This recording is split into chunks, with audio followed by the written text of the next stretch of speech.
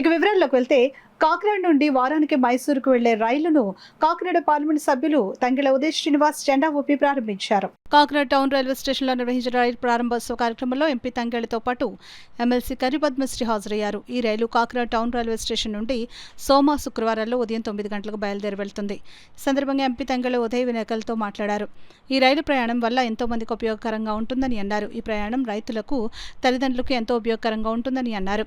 75 కోట్ల రూపాయల వ్యయంతో అమృత్ భారత్ పథకంలో భాగంగా కాకినాడ, సామర్లకోట, తుని, పిఠాపురం రైల్వే స్టేషన్లో మరిన్ని సౌకర్యాలు అందుబాటులో తీసుకుని వస్తామని అన్నారు. కోస్తా రైల్వే క్యారిడార్ నిమిత్తం తాను పార్లమెంట్ దృష్టికి తీసుకొచ్చానని, అలాగే తుని రైల్వే అండర్ బ్రిడ్జ్ నిర్మాణానికి కూడా తన వంతు కృషి చేస్తానని అన్నారు. కాకినాడ నుంచి ప్రయాణికులు సౌకర్యార్థం ఢిల్లీ, వారణాసి, జోధ్పూర్, త్రివేంద్రంలకు రైలు సర్వీసులు నడిపేందుకు కేంద్ర రైల్వే మంత్రి దృష్టికి తీసుకుని వెళ్ళినట్లు ఎంపీ చెప్పారు. కాకినాడ నుండి మైసూరు వెళ్లే ఈ రైలు సుమారు 32 స్టేషన్లో ఆగుతుందని, ఇది ఎంతో ఉపయోగపడుతుందని ఉదయ్ శ్రీనివాస్ చెప్పారు. ఈ కార్యక్రమంలో station supervisor K Srinivasa Rao, CCI CV Subba Rao, CRS Mohan Kumar, CTI D Subrahmanyam, telecom JE K Pradyumna, TTI TR Sagar, electrical సత్యనారాయణతో పాటుగా జనసేనకు చెందిన పలువురు నాయకులు అధిక సంఖ్యలో హాజరయ్యారు. రైల్వే వర్క్స్ అంటే పాస్లు కానివ్వండి, వర్క్స్ కానివ్వండి, ఇట్లా ఎప్పటి నుంచో 30-35 ఏళ్ళ నుంచి ఆగిపోయిన వర్క్స్ని 28 వర్క్స్ని ఈ కేవలం ఈ ఎన్డీఏ కూటమి ప్రభుత్వం రాగానే కంప్లీట్ చేయడం. తునిలో 88 crores పెట్టి రైల్వే ఓవర్ బ్రిడ్జ్కి శాంక్షన్ తెచ్చుకున్నాం.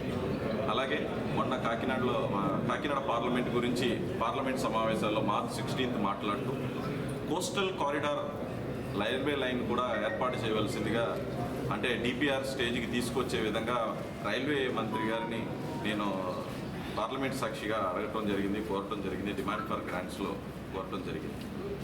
And Tuni railway under bridge కూడా రోజుకి 40,000 మంది క్రాస్ అవుతూ ఉంటారు.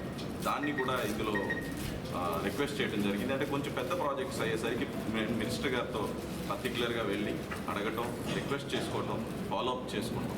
అంటే సెంటర్లో ఎప్పుడైనా సరే మన స్టేట్కి ఇంపార్టెన్స్ తెలిసి ఉండాలి, పనులు అవ్వాలి అంటే మన నాయకత్వం మీద, స్టేట్ నాయకత్వం మీద నమ్మకం ఉండాలి.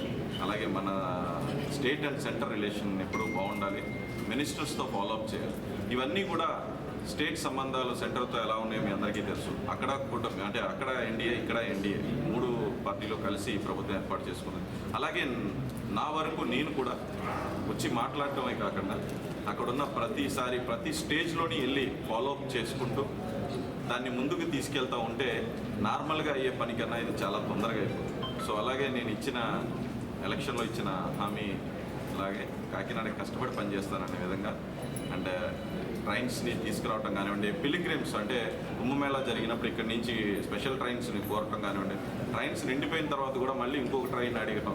మనకి రైల్వే మినిస్టర్ అశ్విని వైష్ణవ్ గారు కూడా చాలా బాగా సహకరిస్తూ కాకినాడ పార్లమెంట్ అంటే ఆయనకు కూడా నిజంగా ఏదో ఒక ఇష్టం ఉన్నట్టుగా బిహేవ్ చేస్తూ అందరికన్నా ముందు మనకి శాంక్షన్ చేయటం, అలాగే ఏది కోరినా సరే ఇమీడియట్లీ అప్రూవ్ చేసే విధంగా రైల్వే మంత్రి గారు కూడా సహకరిస్తున్నంత అశ్విని వైష్ణవ్ గారు కూడా నా హృదయపూర్వక కృతజ్ఞతలు, ధన్యవాదాలు తెలుపుకుంటూ రానున్న రోజుల్లో కూడా కాకినాడలో ఇంకా ఎన్నో డెవలప్మెంట్స్ అంటే రైల్వే డిపార్ట్మెంట్, రైల్వే మినిస్ట్రీ అండర్స్లో ఇంకా తీసుకెళ్తాం. అలాగే ఎవరైనా పార్లమెంట్కి వెళ్ళే ముందు మీ పత్రికే మిత్రులందరూ కూడా నిజమైన ఇబ్బందులు ఏమైనా ఉన్నా సరే నెక్స్ట్ మాన్సూన్ సెషన్ స్టార్ట్ అయ్యే ముందు నాకు కనుక పట్టుకొచ్చేస్తే నేను అవి కూడా నిజంగా తీసుకుని వెళ్ళే విధంగా కృషి చేస్తూ పనిచేస్తానని చెప్పి ఈరోజు నిజంగా ఈ ట్రైన్లో ఫ్లాగ్